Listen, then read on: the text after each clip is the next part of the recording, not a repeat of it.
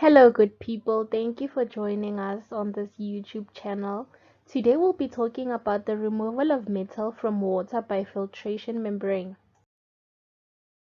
The introduction. The environmental issues due to rapid industrialization and globalization are becoming more and more annoying for human beings. So effective and efficient methods are needed for chemical industries. Due to organic contaminants, water pollution is a serious issue because of critical toxicities and carcinogenic nature of the pollutants.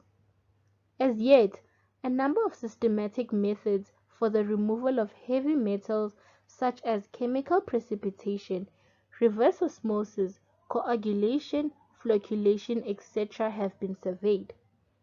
Adsorption process being very simple, economical, effective, and versatile has become the most preferred method for removal of toxic contaminants for wastewater. Heavy metal removal methods. Right here we see a series of steps where water has to go through in order to be clean. Starting from microfiltration going down to ultrafiltration, nanofiltration, and then we have reverse osmosis. In microfiltration, this is where macromolecules are being removed. In ultrafiltration, micromolecules are being removed, like viruses and bacteria. Going to nanofiltration, ions and small compounds are being removed, and then reverse osmosis is where salts and color are being removed.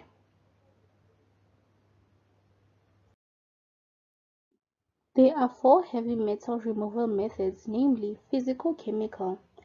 In physical-chemical, physical separation techniques, which consist of magnetic separation, electrostatic separation, mechanical screening, gravity concentration, hydrodynamic classification, attrition, scrubbing, and flotation, are essential, relevant to particular forms of metals, discrete particles, or metal-bearing particles.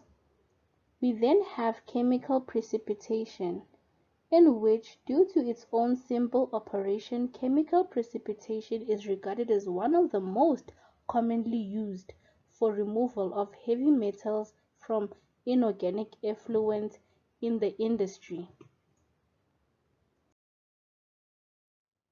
The third method would be coagulation and flocculation, which was reported that coagulation flocculation mechanism is based on zeta potential measurements as the criteria to define the electrostatic interactions between pollutants and coagulant flocculant agents.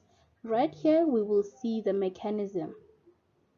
Fourth method is electrochemical treatment, which was reported that electrochemical process to treat wastewater containing heavy metals is to precipitate the heavy metals in a weak acidic or neutralized catalyzed hydroxide. The membrane filtration. The adsorbent membrane efficiently incorporates the filtration efficiency of the membrane.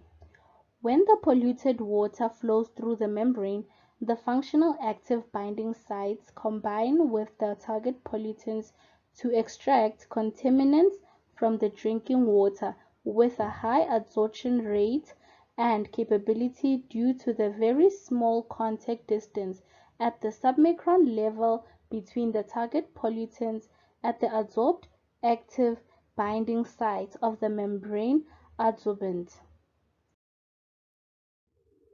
Effects of water quality. When investigating the removal of heavy metals, it is important to evaluate the behavior of the heavy metals, along with the characteristics of the adsorbent under varying water quality conditions. Many effects of water include the chemical characteristics of metals, effects of pH, effects of temperature, effects of ionic strength, and effects of norm. In conclusion, the heavy metal ion in the aqueous solution can be captured by the adsorbent via physical or chemical adsorption.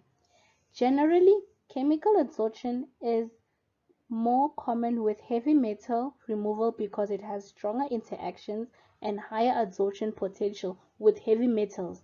Specific functional groups on the surface of the adsorbent have major interactions with heavy metals, resulting in the adsorptive separation of heavy metals from water.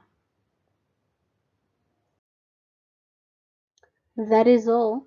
Thank you for watching. I hope this video was very informative.